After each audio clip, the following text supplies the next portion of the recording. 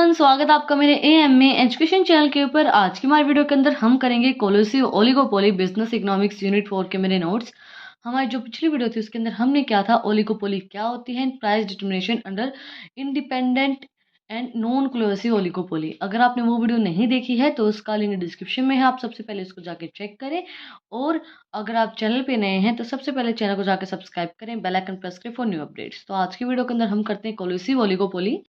It means that the firms cooperates with each other in taking joint action to take their bringing power stronger against the consumers। इसका मतलब क्या होता है, जो firm होती है वो कोऑपरेट करती है एक दूसरे के साथ जॉइंट एक्शन लेने के लिए। मतलब कि अपनी पावर को स्ट्रॉन्ग करती है अगेंस्ट द कंज्यूमर, कंज्यूमर के अगेंस्ट में अपनी पावर को स्ट्रॉन्ग करती है, ज्वाइन करती है एक दूसरे को। In the words of Samuelson's, collusive denotes a situations in which two or more firms jointly sets their price or output, divide the market among them or make other business decision।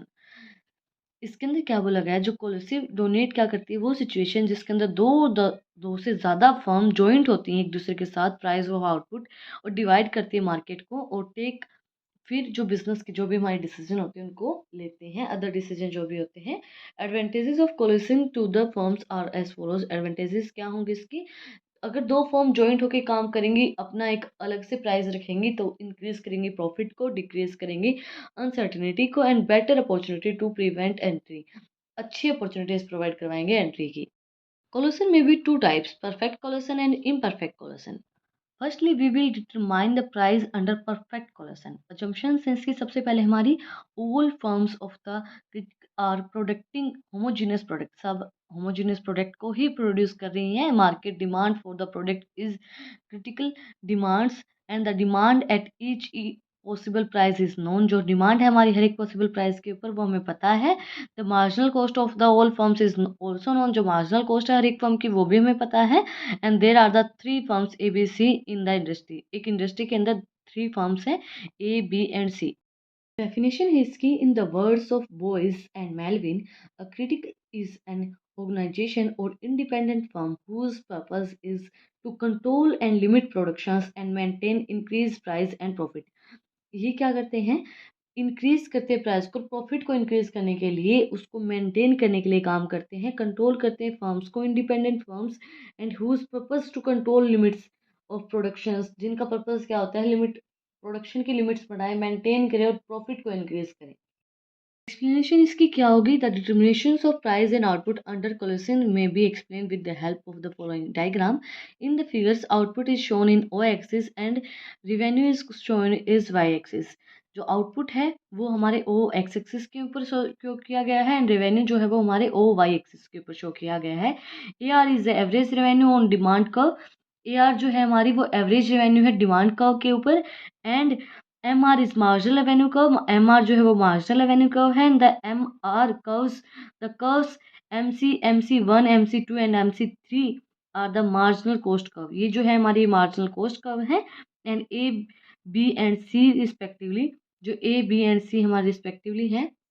हम किस तरीके से लिख सकते हैं, A R is average revenue और demand curve, the critical, and MR is the marginal revenue curves. The curves MC1, MC2 and MC3 are the marginal cost curves of the three firms A, B and C respectively. The MC is of the critical is sums of MC of all its firms equals to is that MC equals to MC1 plus MC2 and MC3. The most profitable output will be the output of the which critical marginal cost curves is equals to marginal revenue. जहाँ पर हमारी marginal cost का marginal revenue के equal है वहाँ पे हमारा profitability ज़्यादा है। देन है हमारा next topic, price determination under imperfect collusiveness और perfect leadership. Imperfect collusion is the situation in which there is a no open or secret agreement on collusions among the firms of an oligopolistic industry. There are the various firms in the non-coercive oligopoly, but one of the firm is dominant from firms and is called price leader। एक जो हमारी one of the क्या है, price leader है। Imperfect collision एक situation होती है जिसके अंदर नॉन ओपन सीक्रेट एग्रीमेंट होता है, colluding among the firms and oligopolistic industry. मतलब एक सीक्रेट एग्रीमेंट होता है, वो ओपनली नहीं बताया जाता है, जैसे कि हम बोलते हैं गुप्त दान होता है, तो वो सीक्रेट एग्रीमेंट होते हैं जो ओपनली नहीं होता है। इम्परफेक्ट कोलिजन इसका मतलब होता है, इसके अंदर जो हमारा मेन होता है, मेन जो फर्म होती है वो होती है हमारी प्राइस लीडर।